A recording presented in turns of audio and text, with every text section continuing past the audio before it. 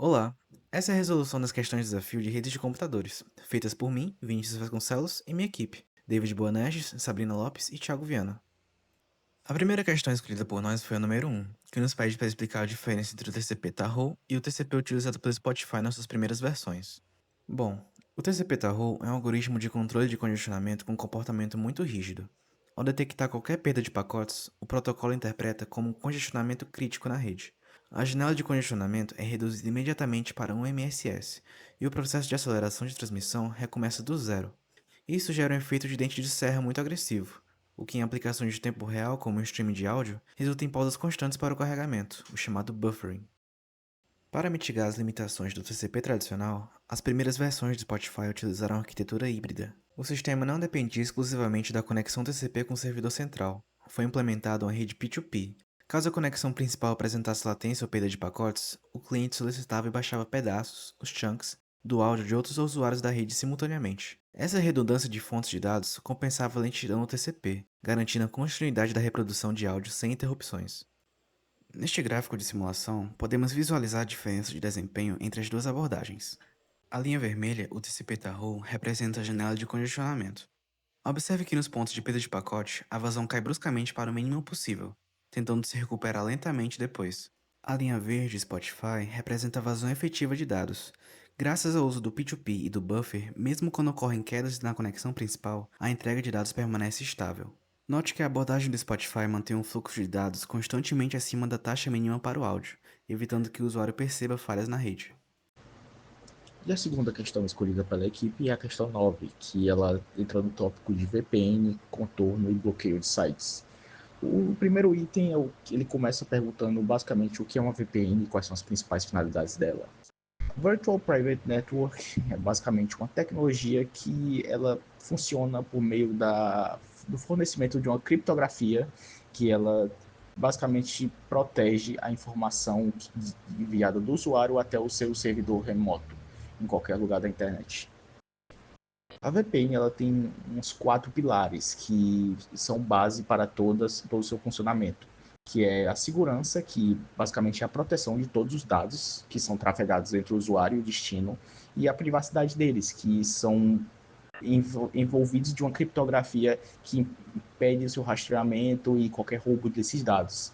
Ela também tem a característica do acesso remoto, que ela permite que o usuário consigam acessar qualquer sistema de qualquer rede corporativa ou interno de qualquer lugar do planeta, e ela pula também os limites geográficos que alguns serviços impõem.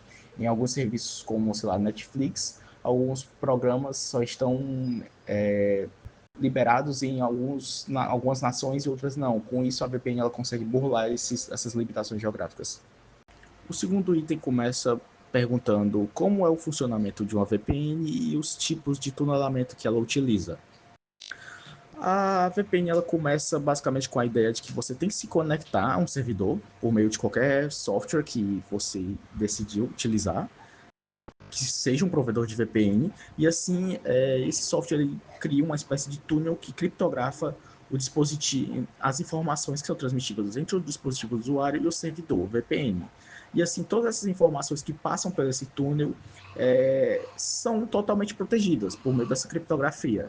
E assim, por os sites acessados, o endereço que dá no IP é o endereço que é fornecido pelo servidor de VPN e não pelo servidor de usuário de origem. Dos principais tipos de tunelamento, que são os protocolos, nós temos o Point-to-Point Tunneling Protocol, que é o primeiro e que seria o mais antigo, tradicional, mas também é o mais simples. Nós temos também o L2, TP e PSEC, que ele fornece uma maior criptografia, mas isso pode tornar o VPN mais lento.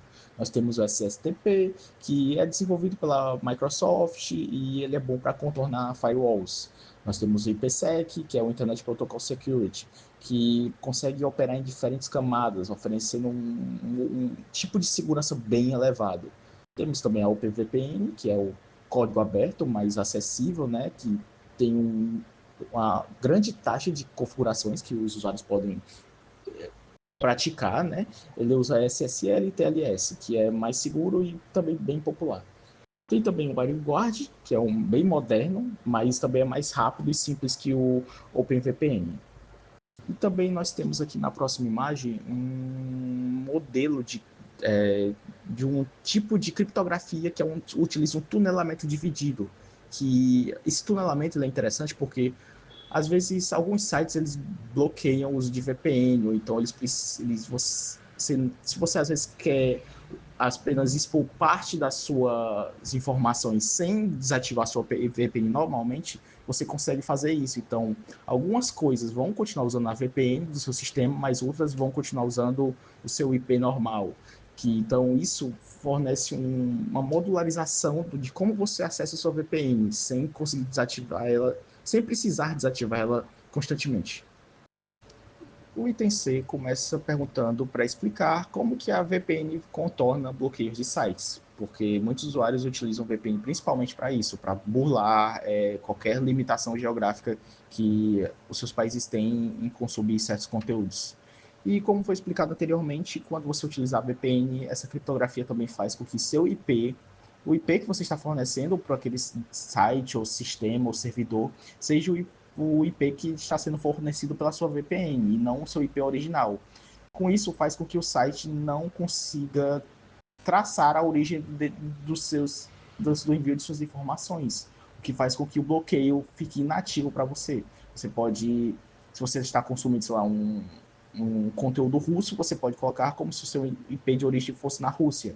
Então, mesmo se você está no Brasil, talvez se o conteúdo fosse ser bloqueado para você, ele não vai ser. O último item está basicamente perguntando: beleza, nós sabemos as vantagens das VPNs, mas onde entram as desvantagens e as limitações do uso dessa tecnologia? E nós temos uma série de desvantagens também, tipo, que cabe a pessoa ver a balança depois e pensar se vale a pena ou não. Que seria basicamente a redução da velocidade, porque o ato de criptografar uma informação faz com que a informação seja mais lenta ao ser transmitida. Nós temos o custo, né, que nós temos várias VPNs, mas as VPNs efetivas geralmente são as pagas e não qualquer VPN que você simplesmente vai baixar. Tem também risco de privacidade, por ter muitas VPNs, algumas podem querer roubar seus dados por não serem confiáveis. Tem as questões legais, compatibilidade, que são certos serviços vão funcionar com a VPN, outros não. E voltando ao tema das questões legais que eu pulei, que ela envolve também o tema de bloqueio de VPNs, vale a pena pensar que em algumas nações utilizar VPN é estritamente proibido. Você vai ser preso se você utilizar ela, como a China, a Arábia Saudita e outros países.